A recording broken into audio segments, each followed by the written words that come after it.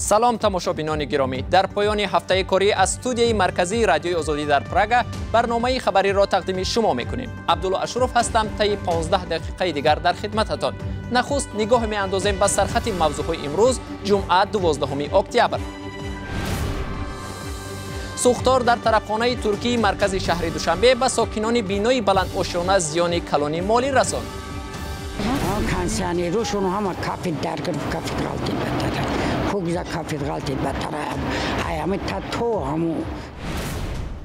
مسئولان تاجیک صادرات بانک میگویند بانک پول دارد، اما یک بار سرازیر شدن مشتریان به اداره آن باعث تأخیر در پرداخت پول می شود. بانکمات رو با این پر میکند، این سبب اساسش در یک وقت جمع شدن مردم است. در یک نشست بین المللی سفیر اوکراین پیشنهاد کرد که در بین اوکراین و تاجیکستان رفت آمد مستقیم هوایی تشکیل شود. نیمه اول امروز یکی از طرفخانه‌های سرمشتری در شهر دوشنبه آتش گرفت. این طرفخانه ترکی چیتور اوستا است که در آشیانه‌های اول بینای نوساخت در کوچه میرزا ترسونزاده شفت تئاتر اپرا و بالت جایگیر است. چرا آتش زود علنگه گرفت و ساکنان در مورد چاره‌های ضد سوختار در این بنا چی میگویند؟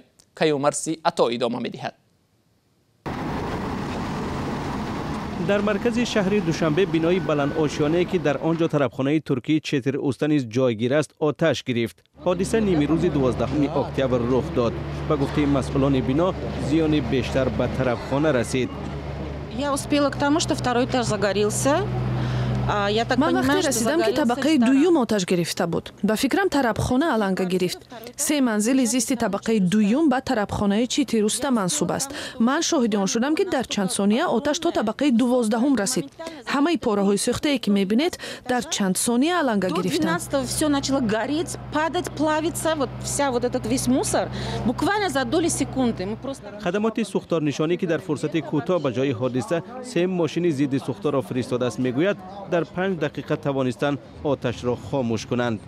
در همین حال مسئولان و ساکنان بنا میگویند بارها به ساختمانچیان این بنا اشاره کردند که نظام آتش نشانی و بخطری ضد آتش به ترمیم نیاز دارد. ببینید گیدرانت آب به اینجا نمیدراید. ما بارها گفتیم ولی کسی ما را گوش نمیکند. باید این گیدرانت ها شکسته و جای برای پیوست با شلنگ آب ساخته شود. این یک. ثانیاً ما درباره روپوشی بنا زیاد حرف زدیم. این به اصطلاح پیناپلاست است. به فکرم در سراسر دنیا استفاده این گونه مواد را منع کردند. ما شکایت کردیم که این روپوش را عوض کنند. حداقل تا طبقه های بالای زیرو اینجا طرفخانه قرار دارد. طبیعتاً اینجا هر لحظه امکان علنگه گرفتن سوختار امکان دارد. آنها این مواد را رنگ کردند و رفتند. Ну, естественно, в любой момент это может случиться. Но нам просто покрасили и все на этом. خبرنگاری رادیوی آزادی از جای حادثه با تکیه به معلومات مقامات انتظامی میگوید هیچ کسی در این حادثه آسیب ندید. سوختار نشان ها میگویند که طبق ارزیابی مقدماتی در پی سوختار در آشخانه واقع در آشیانه یکم بینای بسیار طبقه علنگه آتش توسط دودبرا تا به بام این بنا بلند شد. برخی ساکنان بینای استقامتی به رادیوی آزادی گفتند در داخل چند خانه‌ای که در بالای طرفخانه جایگیرند یخدان و کندیسنرها از کار برآمد. خلادلنیکوشون و چیوشون همش کافی غلطی صحبت. کانسانیروشون هم کافی درگیر کافی غلطی بده. خوگزا کافی غلطی بده. ایامی تا تو همو 12 میتونه.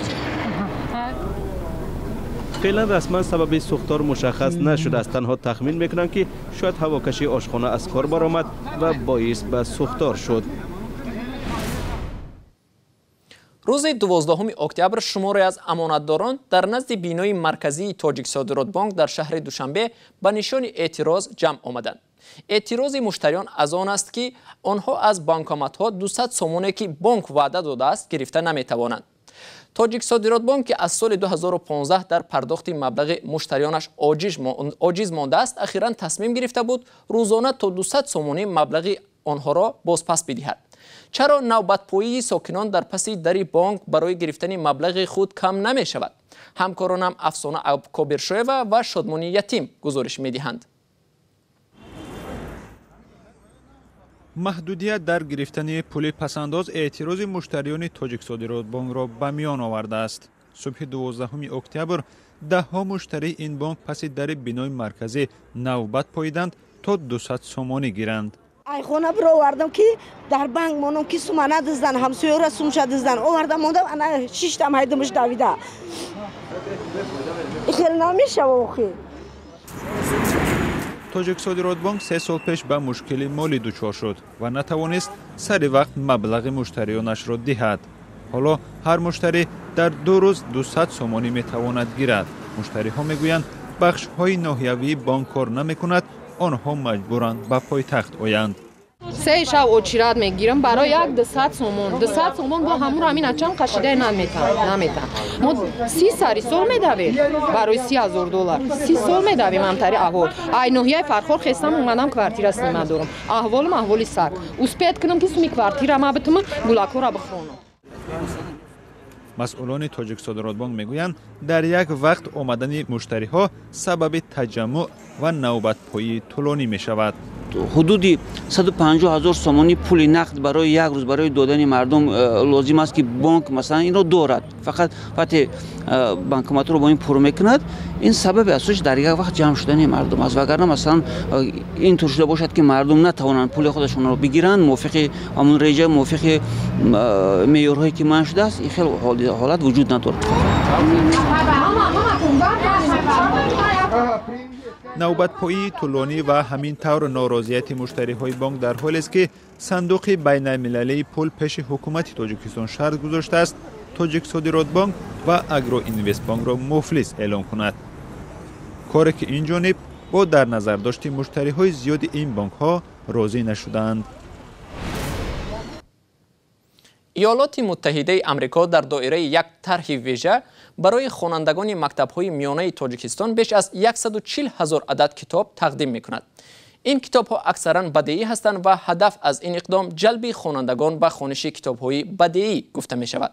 سفارت ایالات متحده آمریکا در تاجیکستان امروز در یک مراسم قسمتی از این کتاب‌ها را به خوانندگان مکتب رقمی 1 ناحیه حصار تقدیم کرد.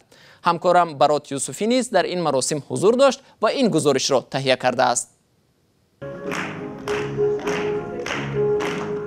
سفارت ایالات متحده آمریکا در تاجیکستان در دایره یک برنامه آژانسی ایالات متحده آمریکا عاید به رشد بین المللی تقدیم کتاب‌های بدیعی برای صنف‌های ابتدایی مکتب‌های تاجیکستان را شروع کرد. کوین کوورت، کاردار سفارت ایالات متحده آمریکا در دوشنبه در مراسم آغاز مرحله دوم تقدیم کتاب‌ها در مکتب تحصیلات عمومی شماره 1 ناحیه حصار گفت سال جاری همچنین به خوانندگان بهترین بیشتر از 7200 کتاب بدیعی تقدیم شده است. امروز ما در مراسم حضور داریم که آژانسی آمریکا عاید به رشد بین المللی اقدام پیش گرفته است که به مؤسسه های تعلیمی جمهوری تاجیکستان خصوصا خوانندگان صنف‌های ابتدایی زیاده از 140,000 عدد کتاب‌های بدیعی را تقدیم نماید. در مراسم تقدیم کتاب‌ها که با حضور صدها خوانندگان مکتب‌های تحصیلات عمومی شماره 1 شهر حصار و آموزگاران و رهبران مکتب‌های مختلف نواحی برگزار شد، هدف از این اقدام رشد کتابخوانی و توجه به ادبیات بدیعی از سال‌های نخستین تحصیل در مکتب‌ها عنوان شد. کتاب‌های بدیعی مذکور به خوانندگان صنف‌های ابتدایی 1000 مؤسسه تعلیمی تاجیکستان تقدیم خواهد شد. مرحله یکم چاپ کتاب‌های بدیعی از طرف لایحه به انجام رسید در موافقت با وزارت معارف و علم جمهوری تاجیکستان. نامگیری کتاب‌هایی که باید تقسیم شوند تصدیق شدگی بود و از طرف شورای ملی تحصیلات و 40 نامگیری کتاب‌ها امروز از چاپ برآمدند که 21 تا آن به زبان تاجیکی و 19 تا آن به زبان روسی میباشد. همچنین هدف دیگری برنامه تقویت تجربه آموزگاران صنف‌های ابتدایی و کتابداران نامبر می شود. طرح همراه بخوانیم از 2 سال به این سو روی دست گرفته شده است. بر اساس ترکیبات دیگری این طرح باید در 75% مؤسسه‌های تعلیمی تاجیکستان آموزگاران، کتابداران و رهبران مؤسسه‌ها کورس‌های تکمیل اختصاص در بخش خوانش را گذرانند. سفیر اوکراین در تاجیکستان ویکتور نیکیتیوک در یک انجمن صاحبکاران در ولایت سوخت با زبان تاجیکی سخنرانی کرد. نیکیتیوک از گسترش همکاری‌های دو کشور گفت و خواستار دوباره برقرار شدن پروازهای مستقیم هواپیما میان دوشنبه و کیف شد. خط سیر مستقیم میان دوشنبه و کیف بارها راه اندازی شده به دلیل از جهت اقتصادی سودآور نبودن قطع شده است. تفصیلات موضوع در گزارش همکارانمان معصوم محمد رجب و شادمانیتی.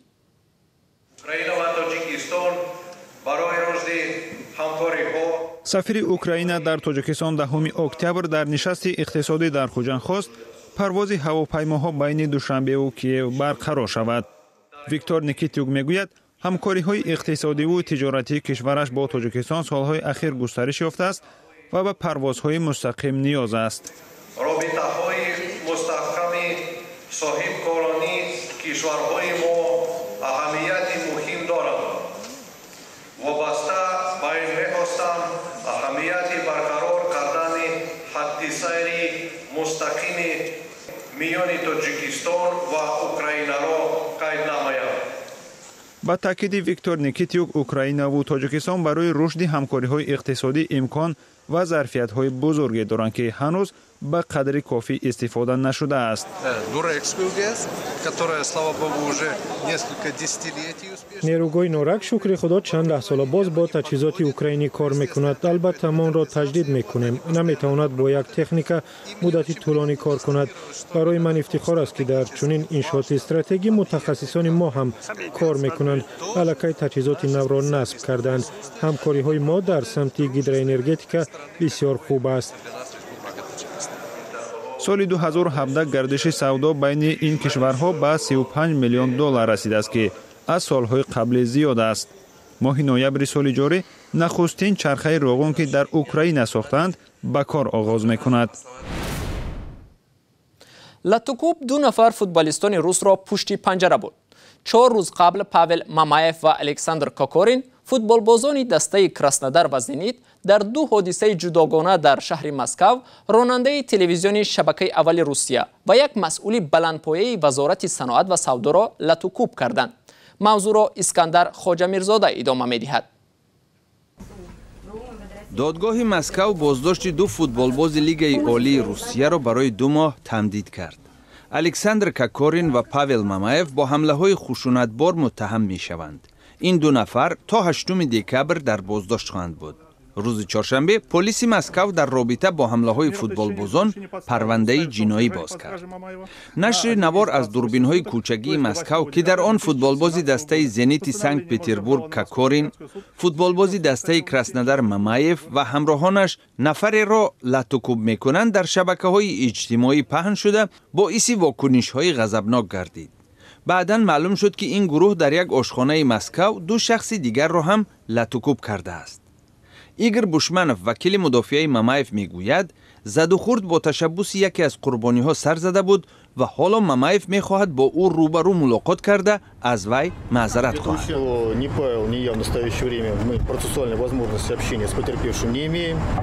نه من و نه پاول مامایف تا حال امکان نداشتیم که با جانب مقابل گفتگو کنیم. امروز میبایست ملاقات روبرو دایر گردد ولی با گناه ما این واخوری به تاخیر گذاشته شد. ما میخواستیم در این ملاقات از جبر دیده معذرت خواسته مسئولیت این حادثه را برداشت گیریم. هرچند این حادثه طبق اسناد پرونده با عیب خود جانب دعوا سر زده بود.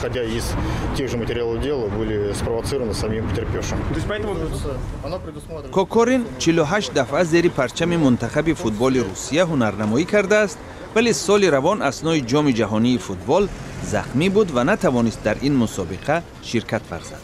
مامایف باشد 15 دفعه در قوازمایی‌های منتخب فوتبال روسیه شرکت کرده است. از احتمال دور نیست که دسته های زنیت و کراسنودار بر ضد کاکورین و مامایف اقدام های مأموری روی دست گیرند. با امید خبرهای خوب برنامه امروز را انجام می‌دهیم. خبر و گزارش‌های بیشتر در سامانه www.azadi.org، صحیفه ویژه ما در شبکه‌های اجتماعی و آزادی ویدیو یوتیوب قابل دریافت است. فردا صبح بر وقت در نوید بامدادی نوگانی‌های تاجیکستان و جهان را به شما می‌رسانیم. تشکر که ما را همراهی می‌کنید. برای کار و خدا نگهداری هر یکی شما باد.